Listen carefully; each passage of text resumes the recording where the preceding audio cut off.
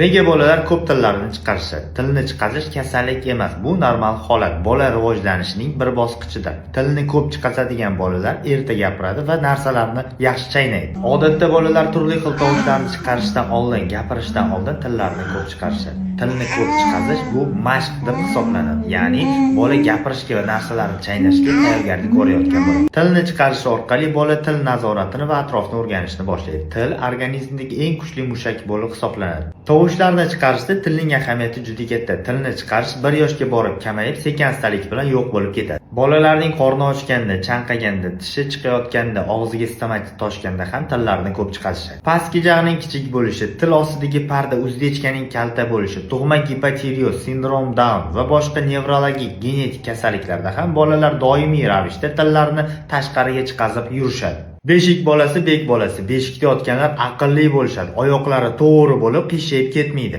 Boshning orqasini pachoq bo'lishiga, to'g'ri bo'lishiga beshikning umuman aloqasi yo'q. Bo'lmagan gap, beshik bolaning aqliy va jismoniy rivojlanishini tormozlaydi. Bolaning oyog'ini to'g'ri o'sishiga beshikning umuman aloqasi yo'q.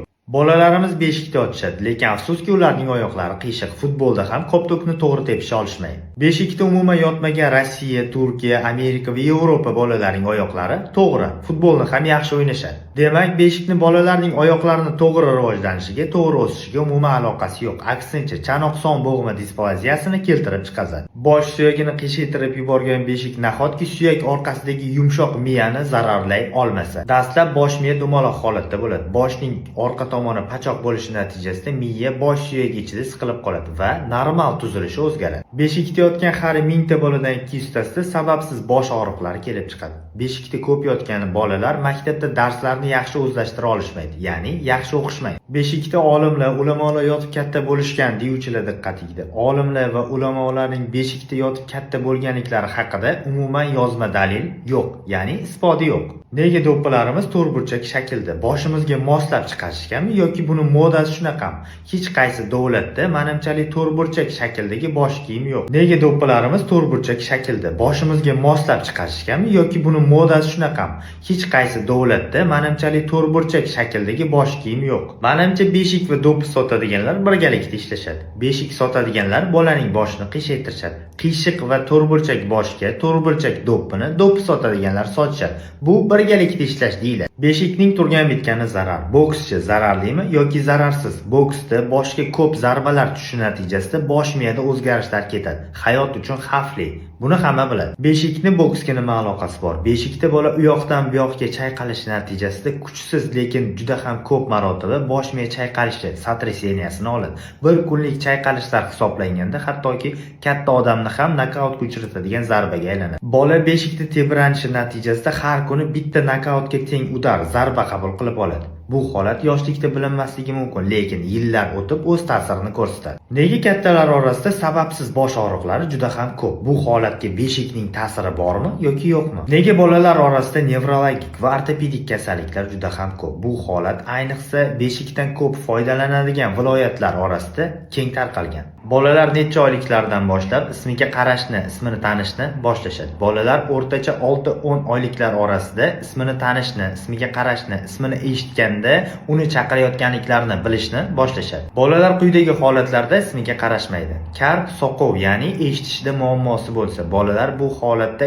qattiq ovozlarga ham ahamiyat berishmaydi. Eshitib eshitmaganlikka olish, inkor etish holatlarida ataylab pismiqlik bilan eshitsa ham o'zini eshitmaganlikka oladi. Ya'ni boshqacha qilib aytganda jinnini yoqish holatlarida bola bu holatda ismini eshitadi, ismini taniydi, lekin qaragisi kelmayotganligi uchun qaramaydi. Boshqacha qilib aytganda xarakterini ko'rsatadi. Sensor alaliya, eshitish agnoziyasi kasalligida. Bola bu holatda eshitadi, lekin gaplarni umuman tushunmaydi. Bola gaplarni tushunmaganligi, ma'nosini bilmaganligi uchun gaplarga umuman ahamiyat bermaydi. Xuddi sizga xitoy tilida kimdir gapirsa, uni gapini umuman tushunmaganingizdek, bolangiz ham sizning gapingizni umuman tushunmaydi. Motor alaliyasi, ras va bolani aqliy rivojlanishini orqada qolish kasalligida ham bolalar ismiga qarashmaydi. Bolalar ismiga va boshqa tovushlarga ahamiyat bermasa, lor va nevropatologga murojaat qilish shart. Chaqaloqlar va bolalarni faqat ismi bilan chaqirish kerak. Quyoncham, quyoshim, mushukcham, asalim, shakarim, bombalog'im yoki bo'lmasa laqabi bilan chaqirish mumkin emas. 2 oyligidan boshlab birinchi narsalarni ko'rsatish, undan keyin narsalarning nomini aytish, undan keyin qo'liga ushlashga, teginishga berish kerak.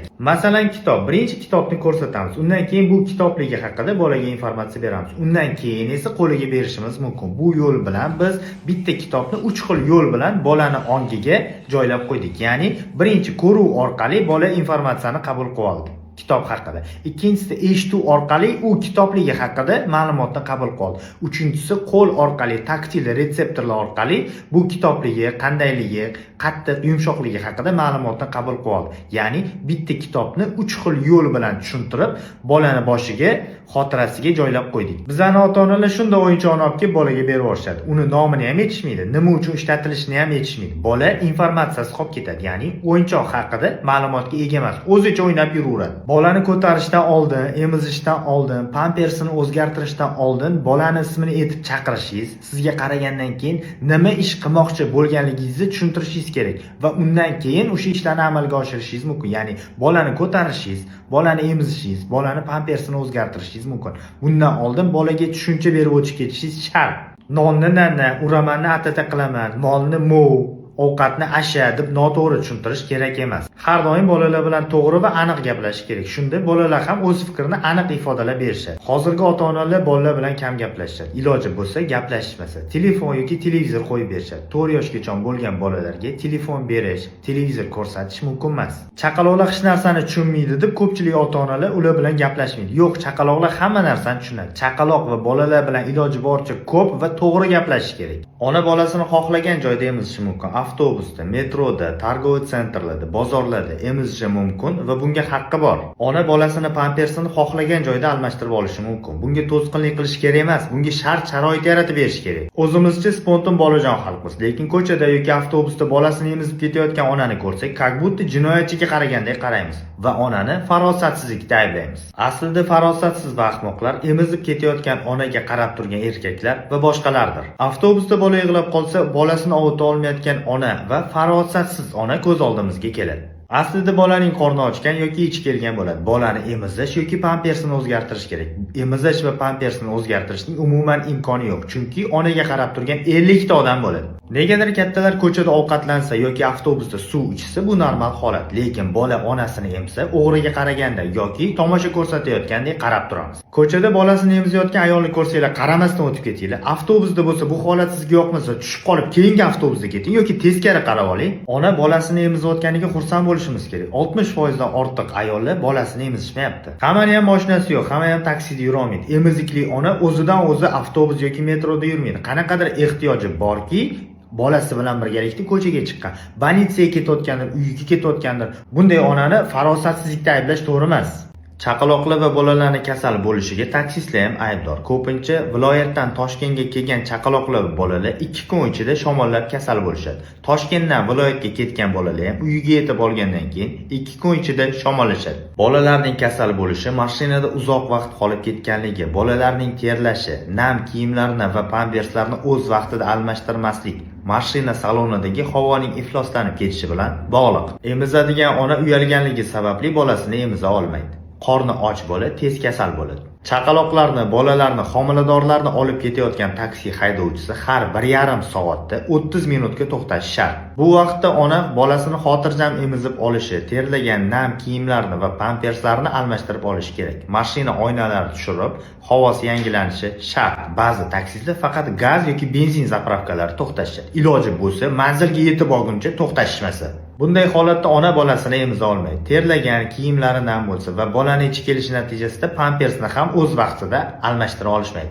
5 ta odam to'xtovsiz ravishda nafas olib chiqarishi natijasida mashina salonida kislorod kamayib, karbonat angidrid miqdori oshib ketadi. Terlagan, nam kiyimdagi va pampersdagi, qorni och va kislorod yetishmayotgan bola aniq kasal bo'ladi. Iltimos taksistlar, har 1,5 soat yurganingizdan keyin 30 daqiqaga to'xtanglar. Ona bolasini emizib olgandan keyin pampersini va terlaganda nam bo'lgan kiyimlarni o'zgartirib olgandan keyin yana yursanglar bo'ladi. Bu abort qilinib olib tashlangan tug'ilmagan bolalar uchun o'rnatilgan haykal. Bu yerda tiz cho'kib, yig'lab kechirim so'rab turgan ona va shishadan yasalgan onasini kechirganligini ifodalab turuvchi bola tasvirlangan. Bolaning tiniq shishadan yasalganligi sabab bu uning gunohsiz va toza ekanligiga ishoradir.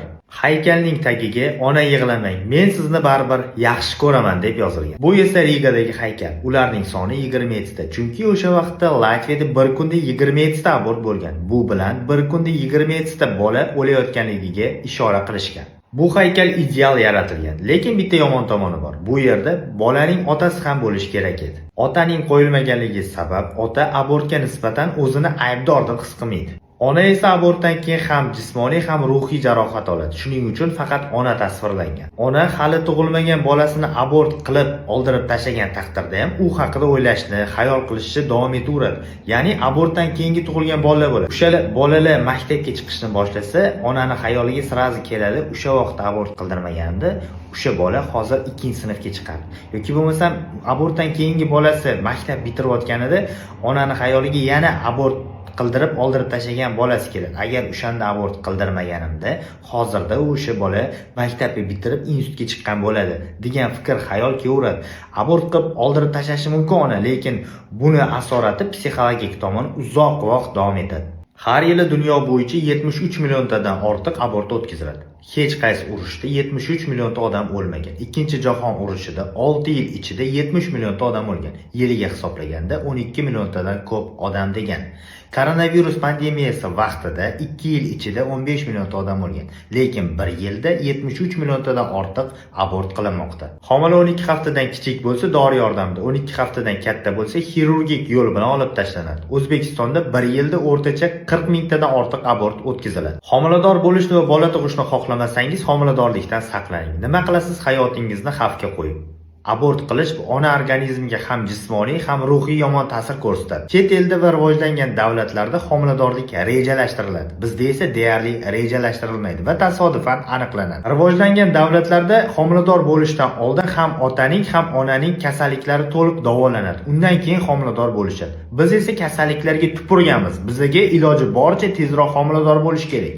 Og'ir turdagi tug'ma nuqsonlar, irsiy kasalliklar abortga tibbiy ko'rsatma bo'lib hisoblanadi. Hayotga nomutanosib kasalliklar bo'lganligi sababli bu bolalar abort qilinadi. Bu informatsiya bilan abortga targ'ib qilayotganim yoki abortga qarshi chiqayotganim yo'q. Abort qilish qilmaslikni ota-ona hal qiladi. Ona va otadagi barcha kasalliklarni davolagandan keyin, birinchi bolasi 2 ga kirgandan keyin homilador bo'lishni rejalashtirish maqsadga muvofiq. Nega chaqaloqlarning ichi yashil rangda keladi? Birinchisi, disbakterioz kasalligi. Foydali bakteriyalarning miqdori kamayib, nisbati o'zgarsa, ich yashil rangda keladi. Lakta hamda bifidobakteriyalar nazarda tutilmoqda. Normada ichaklarda 50 trilliondan ortiq bakteriya va mikroblar yashaydi. Foydali bakteriyalar miqdori kamaysa, hazm jarayoni buziladi. Ichaklar yaxshi harakatlanmaydi va ich yashil rangda keladi.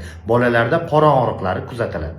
Bu holatda ichak mikroflorasini yaxshilovchi preparatlar beriladi. Ona suti tarkibida ichak mikroflorasini yaxshi o'stiruvchi, ko'paytiruvchi preparatlar, moddalar bor. Ikkinchisi, laktozani ko'tara olmaslik. Laktaza fermentining yetishmovchiligida ham ich yashil rangda keladi. Normada sut tarkibida sut shakari, laktoza bo'ladi. Chaqaloqlar ichaklaridan sut shakarini parchalovchi ferment kam ishlab chiqariladi. Bu holatda parchalanmagan va hazm bo'lmagan sut shakari ichaklarda qolib ketadi. Bu esa qorin og'rig'iga, qorin dam bo'lishiga va ichning yashil kelishiga olib keladi. Bu holatda yetishmayotgan moddani tashqaridan berishga yoki bezlaktozli smesga o'tishga tavsiya beriladi. 4 oylikdan keyin chaqaloqlar ichaklaridan bu moddalar ajralishi ko'payadi va bu holatda ichning yashil kelishi ham 4 oylikdan keyin kamayadi. Uchinchisi, ichaklarda stafilokok, streptokok va shartli patogen flora hamda antibiotiklar olgandan keyin zamburug'lar, griboklar ko'payib ketganda ham ich yashil rangda keladi. Bu holatda qo'zg'atuvchiga qarab antibiotiklar, bakteriofaglar yoki zamburug'ga qarshi preparatlar beriladi.